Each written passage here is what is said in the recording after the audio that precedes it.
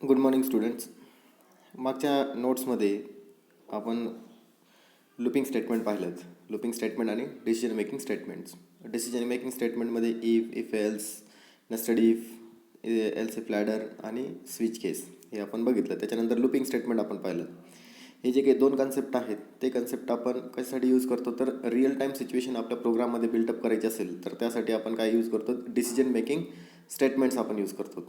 आणि जर आपल्याला same task again and again perform करायचं असेल कुठपर्यंत, सर्टन टाईमपर्यंत, तर त्यासाठी आपण लुपिंग स्टेटमेंट यूज करतो. मग त्याच्यामध्ये for each, while, do while हे आपण लुपिंग स्टेटमेंट त्या ठिकाणी पाहिले. ठीक आहे.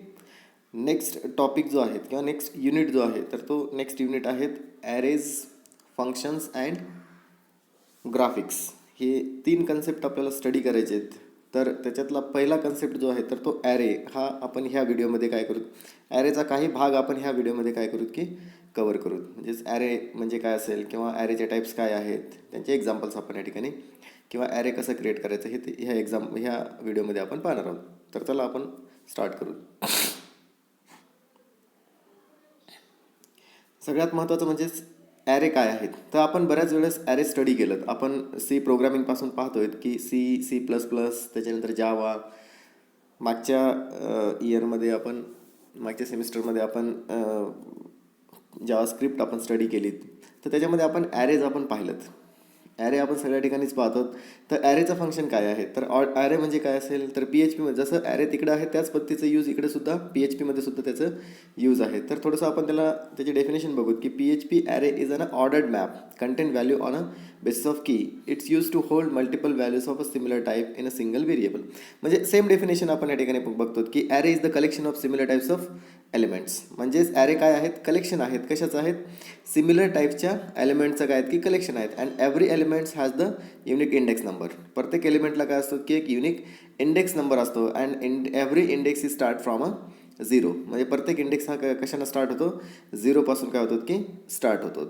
सो डेफिनेशन आपल्याला थोडंसं समजायला येईल की PHPमध्ये आपण जे काही ॲरे आहे तर ते ॲरेचं काय फंक्शन आहेत की it can hold multiple values by a single variable. म्हणजे सिंगल व्हेरिएबल काय करतो की मल्टिपल व्हॅल्यूला स्टोअर करून ठेवतो. This is the principle use of array. म्हणजे सगळ्यात महत्त्वाचं किंवा सगळ्यात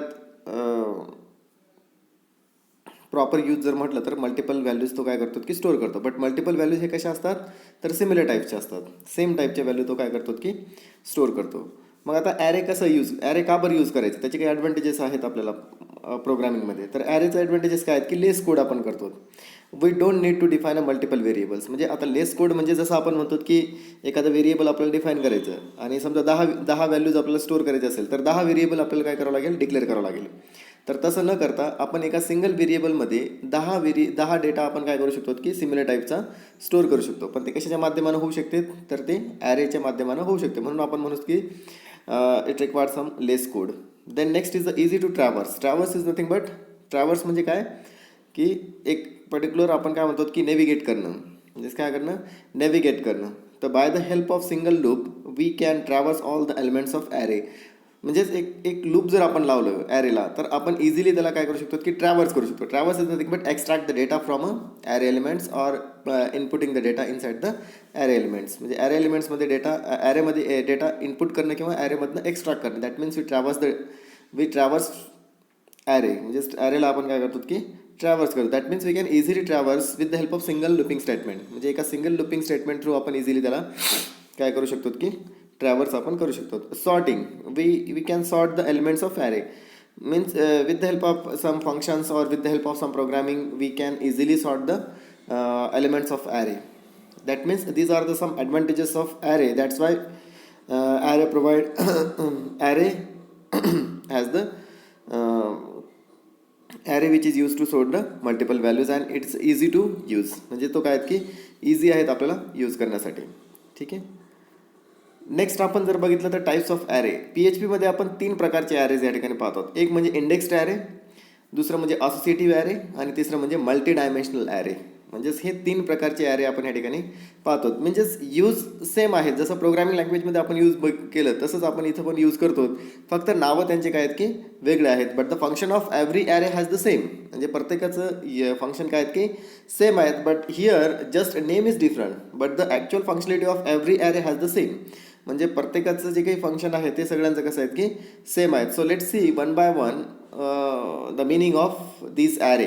म्हणजेच यांचं मिनिंग आपण काय करू की वन बाय वन स्टडी करू. So let's see the first indexed array. म्हणजे पहिलं आपल्याला काय पाहिजेत की indexed array. Indexed array PHP index is represent by number which start from 0.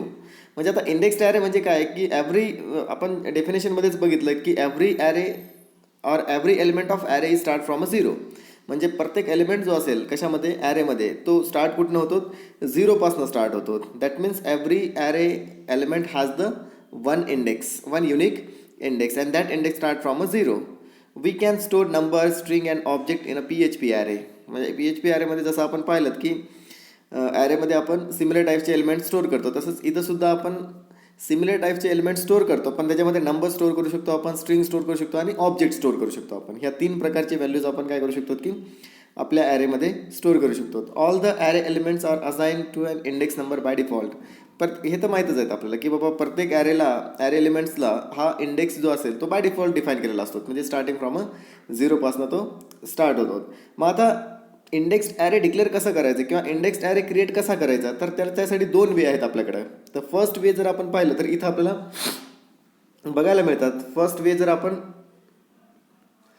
पाहिलं तर दिस इज द फर्स्ट वे. म्हणजे हे काय आहेत की फर्स्ट वे आहेत. तर फर्स्ट वेमध्ये आपल्याला बघायला मिळेल इथं की आपण काय केलं एक डॉलर कशासाठी यूज करतो to declare a variable in a PHP. Dollar seasons म्हणजे एक सीझन व्हेरिएबल आपण डिक्लेअर केलं इक्वल्स टू ॲरे. म्हणजेच array then in bracket summer double कोटमध्ये समर कॉमा डबल कोटमध्ये विंटर डबल कोटमध्ये स्प्रिंग आणि डबल कोटमध्ये ऑटोमन. म्हणजे हे 4 ऋतू आपण काय केलेत की ह्या ठिकाणी डिफाईन केले. जसं आपण नॉर्मली ॲरे डिक्लेअर करतो त्याच पद्धतीने इथं सुद्धा काय केलं की आपण ॲरेला काय केलं की डिक्लेअर केलं.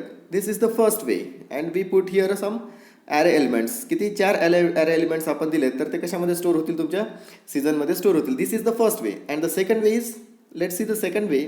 Second way, we just put an index and assign variable on that index. Assign data on that index, sorry. म्हणजे इथं आपण काय करतो की इंडेक्सनुसार डेटा काय करतो की आपण असाइन करतो. जसं आपण म्हटलं की सीझन इन स्क्वेअर ब्रॅकेट 0 म्हणजेच इंडेक्स काय असेल 0 इक्वल्स टू समर. म्हणजे डायरेक्टली आपण स्पेसिफिक ज्याला आपण काय म्हणतो की स्पेसिफिक जागेवर डेटा काय करतो आपण स्टोर करतो. तर इथं आपण काय केलं की इथं आपण प्रोव्हाइड केलं index number 0, index number 1, index number 2, index number 3 आणि असाइनमेंट ऑपरेटर थ्रू आपण त्यांना काय करतो की जे काही तुमचे डेटा असेल तो डेटा आपण त्यांना असाइन करतो. तर हे इंडेक्सिंगमध्ये आपण काय करतो की इंडेक्सिंगमध्ये ह्या पद्धतीनं आपण डेटा काय एलिमेंट्स काय करतो की स्टोर करतो कशामध्ये ॲरेमध्ये. येईल का लक्षात. Next is the example. तर इथं एक्झाम्पलमध्ये आपल्याला बघायला मिळेल की इथं काय केलं आपण सीझन समर स्प्रिंग आत्ताचं जे काही आपण पाहिलं तोच एक्झाम्पल या ठिकाणी. Echo then seasons are echo is nothing but which use to for display the content of ॲरेचं कंटेंट डिस्प्ले करण्यासाठी किंवा if you want to display output on a screen then we use a echo. Then echo in double quote season are then dollar season index number 0, dollar season index number 1, dollar season index number 2 and dollar season index number 3. That means we access a specific data from that index with the help of index number. So here when we put this statement in your program then we get the output as a summer, winter, spring, autumn. These are the some output which we display when we use such a statement that is a echo then provide an index of every elements which is stored inside that array. म्हणजे ॲरेमध्ये जे काही elements असतील त्यांचा index तुम्ही इथं provide केला तर तो आउटपुटला आपल्याला काय होईल की दिसेल. ठीक आहे. फर्स्ट वेचा आपण एक्झाम्पल पाहिलं. सेकंड वेचा एक्झाम्पल आपण या ठिकाणी पाहतो. तर इथं आपल्याला जेव्हा आपण सिंटॅक्स लक्षात घेतलं तर लक्षात आलं की आपल्याला प्रत्येक इंडेक्सनुसार आपण काय करतो की त्यांना डेटा आपण असाइन करतो. तर इथं आपल्याला बघायला मिळेल की प्रत्येक इंडेक्सनुसार आपण काय केलं की डेटा असाइन केलं. इको देन सीझन 0, 1, 2, 3 हे सीझन्स आपण त्या ठिकाणी दिलेत स्टार्टिंग फ्रॉम 0 आणि n-1 हा एंड असेल त्याचा. तर आपल्याला आउटपुट काय दिसेल तर हे सरळ आउटपुट आपल्याला त्या ठिकाणी दिसेल. म्हणजेच एक स्पेसिफिक आउटपुट आपल्याला त्या ठिकाणी मिळेल. ठीक आहे. Then traversing PHP index array. आता traversing is nothing but we extract the data from that index, extract the data from the array. मग आता आपण बघितलं की ट्रॅव्हर्सिंगचा अर्थ काय होतो, ट्रॅव्हर्सिंग म्हणजेच एक्स्ट्रॅक्ट करणं, आणि ट्रॅव्हर्सिंग थ्रू जेव्हा आपण एक्स्ट्रॅक्ट करतो तर आपण त्या ठिकाणी लूपिंग स्टेटमेंट यूज करतो. काय यूज करतो आपण, लूपिंग स्टेटमेंट. आणि त्या लूपमध्ये जेव्हा आपण ॲरे पुट करू तर तुमचा पूर्ण ॲरे हा एक्स्ट्रॅक्ट होतो. म्हणजे तो ट्रॅव्हर्स करतो, म्हणजेच काय की स्टार्ट फ्रॉम 0 1 2 3 4 आणि एंड ऑफ द ॲरेपर्यंत तो काय करतो की एलिमेंट्सला एक्स्ट्रॅक्ट करतो. तर इथं आपण पाहतो की we can easily traverse array in PHP using a for each loop. कुठलं वापरतो तर फॉर इच लूप थ्रू आपण इझिली काय करू शकतो की त्याला ट्रॅव्हर्स करू शकतो. आपण दुसरेही लूपिंग स्टेटमेंट वापरू शकतो, पण इथं आपण बघू की फॉर इच थ्रू आपण ते एक्स्ट्रॅक्ट करतो. Let's see the simple example to traverse all the elements of PHP. तर इथं आपण एक्झाम्पल जर पाहिलं तर dollar array, big, short, medium आणि शॉर्ट असे 3 एलिमेंट्स आपण घेतलेत. त्यानंतर for each, this is the statement for traversing elements from that array. म्हणजे त्या ॲरेमधनं एलिमेंट्स ट्रॅव्हर्सिंग करण्यासाठी आपण काय केलं, एक स्टेटमेंट यूज केलीत. आपल्या लक्षात येईल की फॉरचा जो सिंटॅक्स आहे तर for each in bracket dollar size म्हणजे व्हेरिएबल, आणि as a dollar S, S म्हणजेच हा जो काही तुमचा साईज आहेत, साईजला ॲज अ काय डिक्लेअर केलं आपण, एस म्हणून डिक्लेअर केलं. म्हणजे साईजमधले एलिमेंट्स कुठे जातील, तुमच्या एसमध्ये काय होतील की स्टोअर होतील. आणि एसमध्ये स्टोअर झाल्यानंतर तो जो काही इको स्टेटमेंट आहे ते आपण इनसाईड कशामध्ये घेतलं, इनसाईड घेतलं तर आपण तुमच्या फॉर लूपमध्ये. म्हणजेच हा कितीपर्यंत एक्झिक्यूट होतील, जोपर्यंत आपले एलिमेंट्स पूर्ण एक्स्ट्रॅक्ट होत नाही. म्हणजे किती आहेत, 0 1 2, म्हणजेच किती 0 1 2 3 टाइम्स तो काय होईल की अगेन अँड अगेन एक्झिक्यूट करेल आणि आपलं आउटपुट दाखवेल बिग, मीडियम आणि शॉर्ट. आपल्याला आउटपुट त्या ठिकाणी दिसेल. आणि हे आउटपुट जो आहेत ते एकानंतर एक दिसतील. कारण का की इथं आपण बघितलं तर काय दिलं, BR दिलं. BR दिलं म्हणजेच ब्रेक टॅग. ब्रेक टॅग दिल्यानंतर आपलं कंटिन्यू आउटपुट दिसणार नाही. जसं आपण इथं पाहिलं की बिग, मीडियम आणि शॉर्ट असं कंटिन्यू नाही, तर बिग नंतर खाली मीडियम येईल आणि मीडियम नंतर खाली शॉर्ट येईल. अशा पद्धतीनं आउटपुट आपलं डिस्प्ले होईल ह्या इको स्टेटमेंटमुळं. जो काही इको स्टेटमेंट आपण या ठिकाणी काय केलं की यूज केलं. ठीक आहे. तर याला म्हणतो आपण ट्रॅव्हर्सिंग करणं. आणि ट्रॅव्हर्सिंग आपण कशा थ्रू करतो, इंडेक्सिंग थ्रू करतो. म्हणजे इथं काय कन्सिडर होईल, इंडेक्स कन्सिडर होईल. आणि इंडेक्स हा स्टार्ट होतो 0 पासून. ठीक आहे. तर दिस इज द ट्रॅव्हर्सिंग एक्झाम्पल. तर आउटपुट इथं बघायला मिळेल पहा, बिग आलं, मीडियम झालं आणि शॉर्ट झालं. साईज इज बिग, मीडियम आणि शॉर्ट. एकानंतर एक आलं, एका नंतर एक आलं, एका पुढे एक आलं का, असं एका पुढे एक नाही आलं, ते एकानंतर एक आलं. कशामुळे तर due to the break tag. Okay. So let's see the next count functions of array. So count function which actually used to count the number of elements present in the array. ॲरेमध्ये किती elements आहेत हे आपल्याला जर बघायचं असेल तर आपण count through पाहू शकतो. इथं बघा, count size, that means we get the answer as a 3. Answer काय मिळेल आपल्याला 3, because it has a 3 elements. म्हणजे त्याच्यामध्ये काय आहेत की 3 एलिमेंट्स आहेत. That's why he returns the one value that is a integer value that is a 3. म्हणजे तो आपल्याला काय करेल की 3 त्या ठिकाणी रिटर्न करेल. But we mention here a dollar and size variable. Size व्हेरिएबलमध्ये तुमचे एलिमेंट्स आहेत म्हणून आपल्याला इथं साईज मेन्शन करावं लागतं. ठीक आहे. Then next type of array is the associative array. Associative array आता आपण इंडेक्सिंग ॲरे पाहिलं. इंडेक्सिंग ॲरेमध्ये आपण काय करतो की प्रत्येक एलिमेंटला एक युनिक इंडेक्स त्या ठिकाणी असतो. म्हणजेच इंडेक्स थ्रू आपण प्रोसेस करतो एलिमेंट्सला.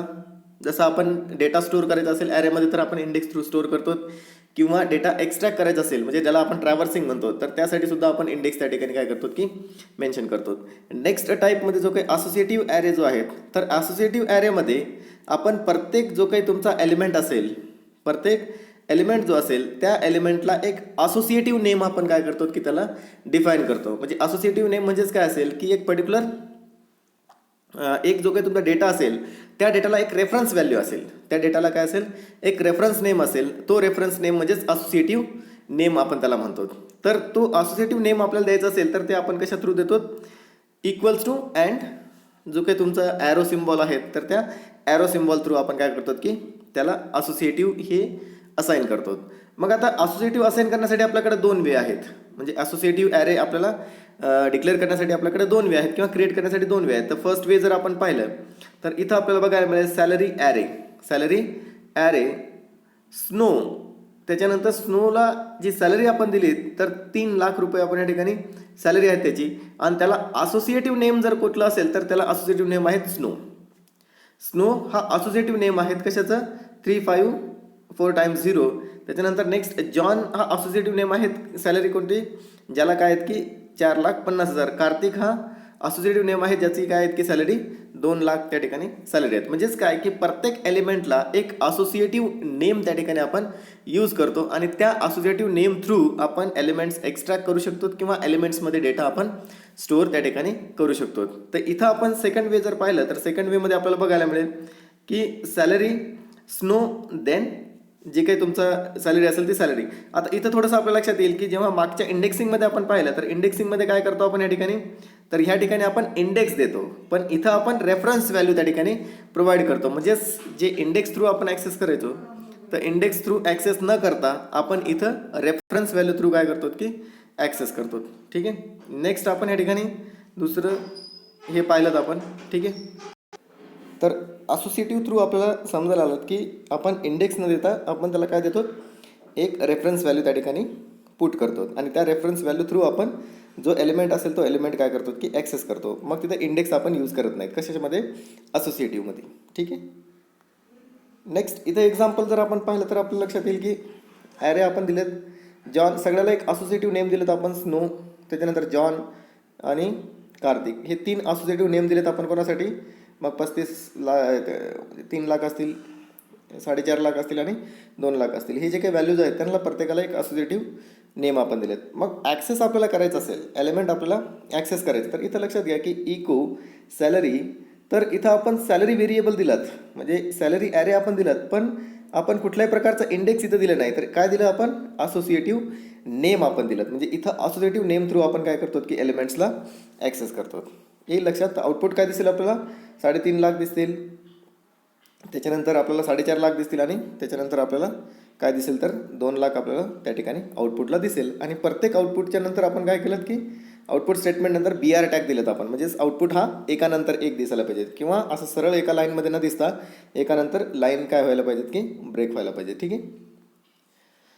सेकंड वेसाठी एक एक्झाम्पल आपण घेतलं. सेकंड वेसाठी पण इथं आपण जो काही रेफरन्स व्हॅल्यू असेल ती रेफरन्स व्हॅल्यू परत सेम थिंग हिअर BR हे तिन्ही आपण काय केलं की ॲक्सेस केलं जो काही एलिमेंट असेल त्या एलिमेंटला आपण ॲक्सेस करतो. अशा 2 पद्धतीने आपण काय करू शकतो की एलिमेंट्सला त्या ठिकाणी ॲक्सेस आपण करू शकतो. इंडेक्सिंगमध्ये आपण इंडेक्स प्रोव्हाइड करतो आणि असोसिएटिव्हमध्ये काय करतो आपण तर एक असोसिएटिव्ह नेम. आता हा असोसिएटिव्ह नेम डिपेंड करते तुम्हाला जो काही नाव घ्यायचं असेल ते नाव तुम्ही त्या ठिकाणी घेऊ शकतात. मग ते XYZ घेऊ शकतात ABCD घेऊ शकतात किंवा जोही नाव तुम्हाला वाटेल ते नाव तुम्ही इनसाइड अ स्क्वेअर ब्रॅकेट आणि डबल कोटमध्ये घेणं हे मस्ट आहेत आणि त्या असोसिएटिव्ह नेम थ्रूच आपण तो डेटा काय करू शकतो की ॲक्सेस आपण करू शकतो. ठीक आहे. Next traversing PHP associative array. आता ट्रॅव्हर्सिंग करणं म्हणजेच एक्स्ट्रॅक्ट करणं. तर इथंसुद्धा आपण लुपिंग स्टेटमेंट थ्रू काय करतो की ट्रॅव्हर्स करतो. ट्रॅव्हर्स करणं म्हणजेच एक्स्ट्रॅक्ट करणं स्टार्ट फ्रॉम जो काही रेफरन्स नंबर असेल त्या रेफरन्स व्हॅल्यू असेल त्या रेफरन्स व्हॅल्यूकडनं जे काही एंडची रेफरन्स व्हॅल्यू असेल त्या एंडच्या रेफरन्स व्हॅल्यूपर्यंत आपण काय करतो की एक्स्ट्रॅक्ट करतो. तर इथं आपल्याला बघायला मिळेल की आपण एक ॲरे घेतलात.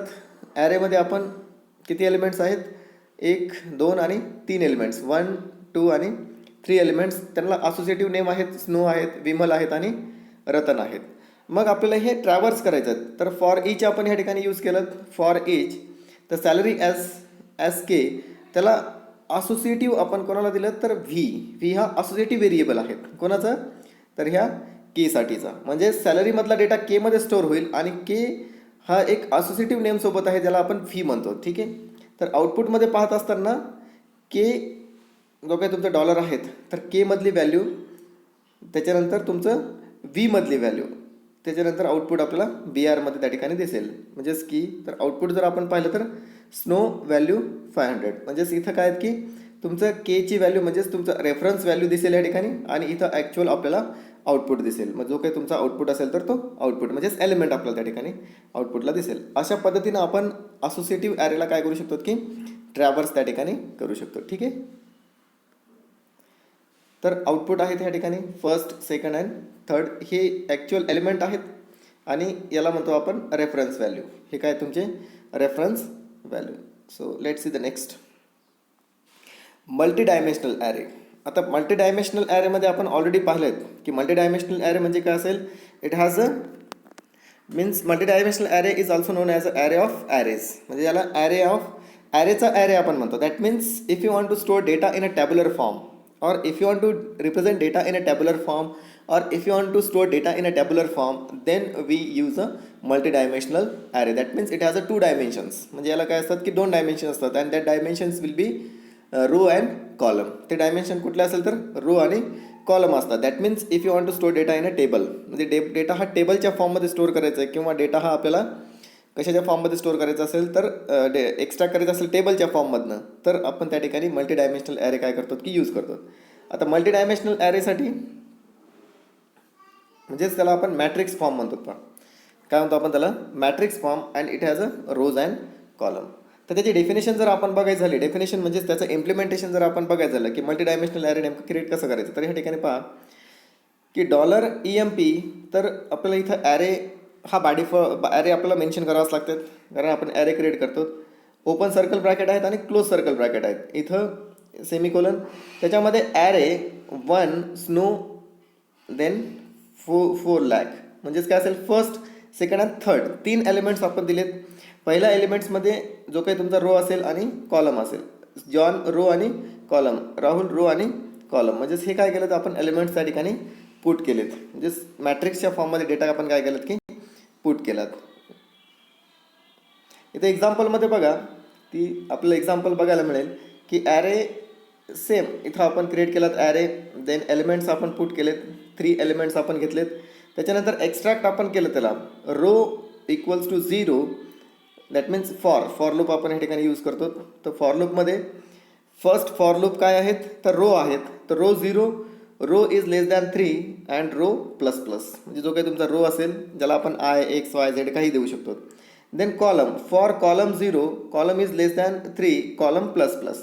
रो आणि कॉलम आपण यूज करतो. That means nested for loop आपण या ठिकाणी यूज करतो. आणि नेस्टेड फॉर लूप कशासाठी यूज होतो तर आपला जो काही डेटा असेल तो डेटा टॅब्युलर फॉर्ममध्ये आपल्याला एक्स्ट्रॅक्ट करायचा असेल तर त्यासाठी आपण रोज आणि कॉलम यूज करतो. देन EMP काय आहे तुमचा ॲरे आहेत.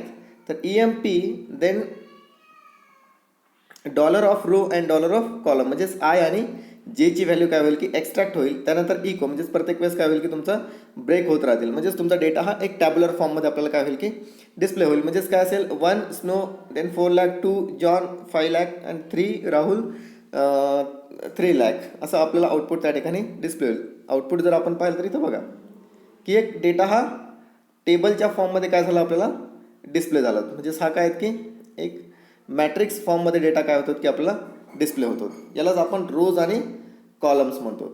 तर हा रो आणि कॉलमच्या फॉर्ममध्ये जर डेटा आपल्याला डिस्प्ले करायचा असेल तर त्यासाठी आपण काय यूज करतो तर त्यासाठी आपण यूज करतो तुमचा मल्टी डायमेन्शनल ॲरे. येईल लक्षात.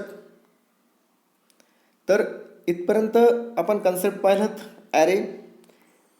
आय होप तुम्हाला समजलं असेल की ॲरे नेमकं काय असेल किंवा ॲरेचं टाईप्स कुठले आहेत आणि ॲरे आपण ट्रॅव्हर्सिंग कसं करतो. नेक्स्ट टॉपिकमध्ये आपण ॲरेचे काही फंक्शन्स त्या ठिकाणी पाहणार आहोत. ठीक आहे, ते आपण पुढच्या व्हिडिओमध्ये बघूत. पण या व्हिडिओमध्ये आपण ॲरे कसं क्रिएट करायचं, त्याच्यानंतर ॲरेचे काय कुठले टाईप्स आहेत आणि ते टाईप्सचे एक्झाम्पल्स आपण या ठिकाणी पाहिलेत. तर जर कोणाला काही अडचण असेल तर त्यांनी कमेंट करू शकतात. जर काही त्यांना समजलेलं नसेल तर त्यांनी कमेंट करावं. आपण ते प्रॉब्लेम्स त्या ठिकाणी काय करूत की सॉल्व करूत. Okay, thank you.